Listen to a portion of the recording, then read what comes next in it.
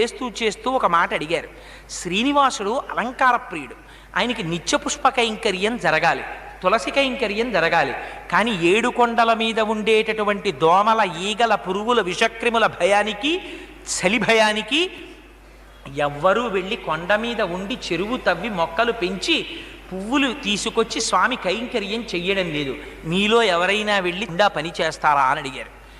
ఎవ్వరూ లేవలేదు. అక్కడ చలిగాలికి భయపడి ఒక్క అనంతాచార్యుల వారు మాత్రం పైకి లేచారు. నేను వెడతానన్నారు.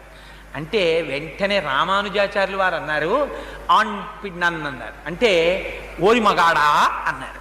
అంటే అక్కడ భగవంతుని యొక్క కైంకర్యం చెయ్యడానికి తనంత తాను ముందుకొచ్చి పురుషుణ్ణి అనిపించుకున్నారు. ఆయన వెంకటాచలంలో చెరువు తవ్వి పెద్ద పుష్పవాటికని నిర్మించి దానికి కూడా తన గురువుగారి పేరైనటువంటి యామనోత్తర అని పేరు పెట్టుకున్నారు.